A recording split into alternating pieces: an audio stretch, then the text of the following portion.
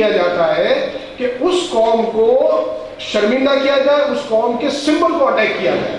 इंसान को मारो लेकिन मस्जिद को मारो तो 10 लोग 100 लोगों को परेशान हो जाएंगे कि हमारी मस्जिद पर अटैक किया, हमारी मस्जिद को तोड़ा।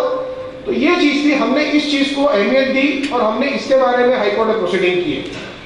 एक करने की बहुत बड़ी वजह यह थी कि कुछ दीनी इदारे ऐसे थे कि जो 1969 में तोड़े गए थे, उनको मुसलमानों ने बनाया, 85 में तोड़े गए, मुसलमानों ने बढ़ाया, 92 में फिर तोड़े गए, मुसलमानों ने बनाया और फिर 2002 में तोड़ दिए।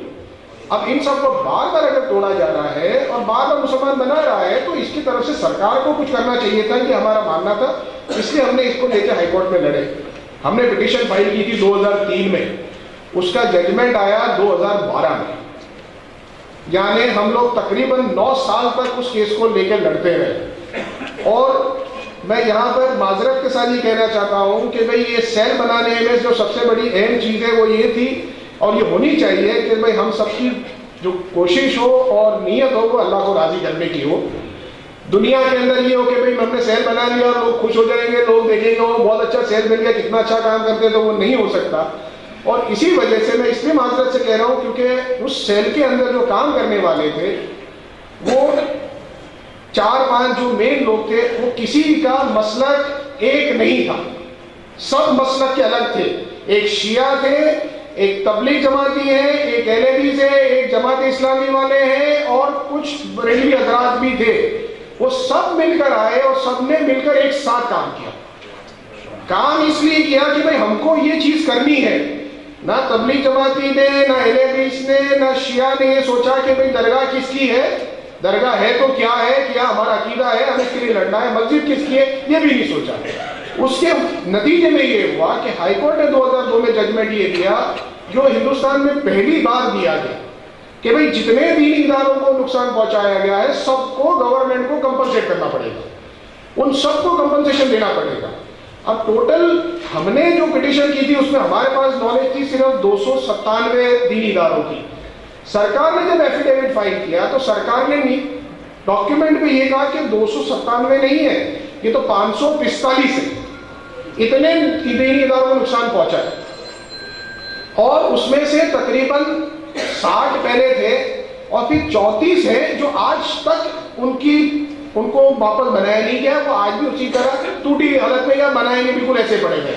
बाकी सब बना दिए गए और ये मुसलमान उम्मत वालों ने, मुसलमान लोगों ने बना दिया, इनको कोई पैसे की जरूरत नहीं है, इसलिए हम नहीं देंगे। लेकिन हाईकोर्ट ने इसको नहीं माना। हाईकोर्ट ने ये कहा कि अगर इतने सारे दीनी इदारों को नुकसान पहुंचा था तो ये एक सिस्टमेटिक एक्शन था और सिस्टमेटिक एक्शन को प्रोटेक्ट करने में, रोकने में गवर्नमेंट फेल गई है और गवर्नमेंट फेल गई है, इसलिए गवर्नमेंट को इसको कंपनसेट करना पड़ेगा और कंपनसेशन का ऑर्डर हुआ। अब वो कंपनसेशन का ऑर्डर हुआ, उसको सरकार ने सुप्रीम कोर्ट में चैलेंज किया हुआ, सुप्रीम कोर्ट में आज पेंडिंग है, वो मैटर चल रही है, इंशाल्लाह ये 17 को फिर से वो मैटर लगेगी।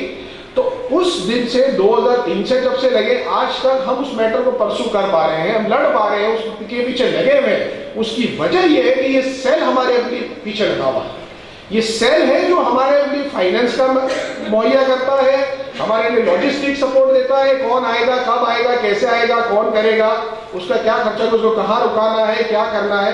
क्योंकि एक एडवोकेट साहब है जो बहुत सीनियर एडवोकेट साहब है, मुस्लिम पर्सनल लॉ बोर्ड के सबसे सीनियर एडवोकेट है और लीगल सेल के भी हेड है, यूसुफ मुछाला साहब, जो शिया है। मैं इसलिए कह रहा हूँ, मैं उनके अकीदे, उनके मसलक को इसलिए आप लोगों के सामने रख रहा हूँ कि वो शिया है, लेकिन उन्होंने अपने मसलक को नहीं सोचा है। वो इस हद तक, आज वो 75 साल के हैं, लेकिन वो इस जोश के साथ लड़ते हैं कि अभी मेरी मीटिंग में उनके फोन आए, सोमवार को हमारी शायद स्ट्राइक होगी और हम लोग शाम को लेट नाइट हम लोग दिल्ली पहुंचने वाले थे सोमवार को रात को 11-12 बजे। तो मुशारा साहब ने अभी मुझे फोन किया कि ताहिर सोमवार को स्ट्राइक है, शायद कोर्टें सारी बंद होगी, तो हम देर रात नहीं, हम सुबह ही दिल्ली पहुंच जाएंगे ताकि हम पूरे दिन तैयारी कर सके, दूसरे दिन मैटर चला दी हमें इसकी। अब ये कोशिश उनकी है, लेकिन उनकी कोशिश को कामयाब करने के लिए सेल ने जो पीछे एफर्ट लगाया, हर जगह जहां मुशारा साहब को जो जरूरत है, पेपर की जरूरत है, डॉक्यूमेंट चाहिए, जो लेना है, जो अर्जी करनी, वो सारा सेल उनको मुहैया करता है।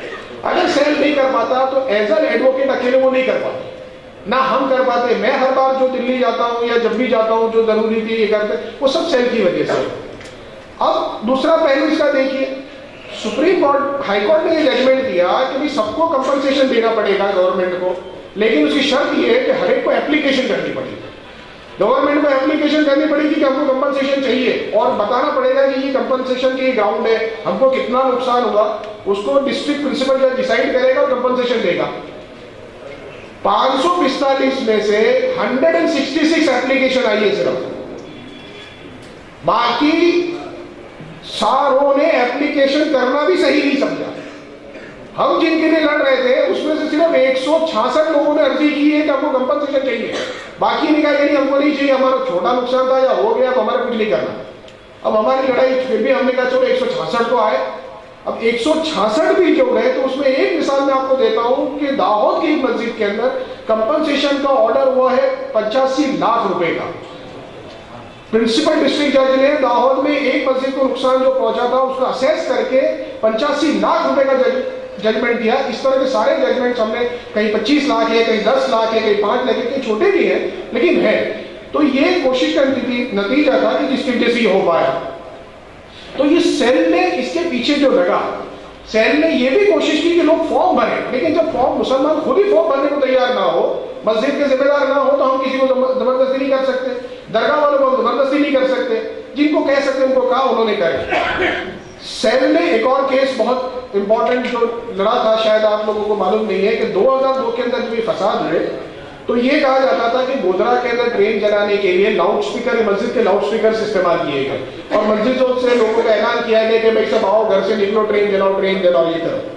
इसलिए जो पंचमहाल डिस्ट्रिक्ट के जो डिस्ट्रिक्ट कलेक्टर था उसने वहां पर बैन लगा दिया कि इस एरिया में कोई लाउड स्पीकर यूज नहीं करेगा मस्जिद में। वो मस्जिद के लाउड स्पीकर कोई यूज करने के जो बैन लगाया उसमें पहले सोहेल भाई ने पिटीशन फाइल की थी। वो पिटीशन के अंदर सरकार ने एक रिप्रेजेंटेशन करने का ऑर्डर, हाईकोर्ट ने ऑर्डर किया कि आप सरकार को रिप्रेजेंटेशन करो कि इस तरह का बैन कैसे लगा है, जब पूरे हिंदुस्तान में नहीं है, गुजरात में दूसरे डिस्ट्रिक्ट में नहीं है, सिर्फ गोधरा पंचमहाल में ऐसा क्या खासियत है कि वहां पे बैन लगा। वो पिटीशन हमने फिर बाद में रिप्रेजेंटेशन के बाद में वापस की, वो पिटीशन करी, तो उसके बाद में वो पिटीशन में तकरीबन 2006 या साल में जजमेंट आया है। 3-4 साल की लड़ाई के बाद हाईकोर्ट ने अल्टीमेटली सरकार को बहुत ज्यादा फटकार लगाई और कहा कि तुम गोधरा में ऐसा किया था, पंचमहाल में किया था, और अल्टीमेटली हाईकोर्ट ने फिर ऑर्डर किया और फिर वहां पर लाउड स्पीकर्स का यूज शुरू हुआ। तो ये चीज भी जब सेल ने हमारी मदद की और सेल उसके पीछे लगी हुई थी, क्योंकि हम एज अ वकील कुछ नहीं कर सकते, हम एक केस लेके हजारों केस लेके बैठे हुए हैं, अल्लाह का शुक्र है, अल्लाह का एहसान है, लेकिन हमको जब कोई एक केस लेके चलना है, जो करना है, तो उसके पीछे बहुत सारी तैयारी की जरूरत पड़ती है। राइट टू इंफॉर्मेशन एक्ट में अप्लाई करना है, डॉक्यूमेंट्स निकालने हैं, डॉक्यूमेंट को कंपाइल करना है और उसको देखना है, क्योंकि जो ट्रस्ट वाला है, जो मस्जिद वाले हैं, जो विक्टिम है, वो हमारे पास आ रहे हैं कि नहीं आ रहे, कैसे आ रहे हैं, हम कैसे कांटेक्ट करेंगे। और वकीलों का इतना बड़ा ईगो होता है कि कोई क्लाइंट के पास जाने को पसंद नहीं करता, आएगा क्लाइंट को जरूरत होगी मेरे पास आएगा, मैं क्यों जाऊँ क्लाइंट के पास, आमतौर पर होता है और ये भी होता है। तो सेल की जिम्मेदारी होती है, वो सेल लेकर आता है और ये सारी चीजें मुहैया कराता है। तो वो लाउड स्पीकर वाला मसला हुआ। दूसरा ये हुआ कि गुजरात में हम लोग, शायद आप यहाँ पे भी ये मसले होंगे लेकिन आप लोग शायद वाकिफ नहीं होंगे कि हमारे यहाँ पे भी बहुत बड़ी परेशानी है, वो कब्रिस्तान की जगहों की है। जब कब्रिस्तान मुसलमानों के पास थे, हर शहर में, गांव में, टाउन में, जहाँ पे भी थे, उस टाइम पे शहर, गांव, टाउन छोटे थे, कब्रिस्तान हमेशा शहर के किनारे पे हुआ करता था। अब शहर बढ़ गए, टाउन बढ़ गए, गांव बढ़ गए, कब्रिस्तान शहरों के बीच में आ गए। इस वजह से उन प्रॉपर्टीज की वैल्यू बहुत बढ़ गई है। ज्यादा कुछ कब्रिस्तान है जो वक्फ हो चुके हैं, जो वक्फ के नाम पे है, नहीं है तो वो क्या है कि वो सरकार के नाम पे चलते हैं, कब्रिस्तान माटे नहीं पर सरकार का नाम है चाहे। अब वो सरकार के नाम पे चलते हैं तो सरकार ने शुरू ये कर दिया कि ये प्रॉपर्टी के मालिक तो हमें, ये प्रॉपर्टी हम जिस चीज के लिए चाहेंगे उस चीज के लिए दे देंगे।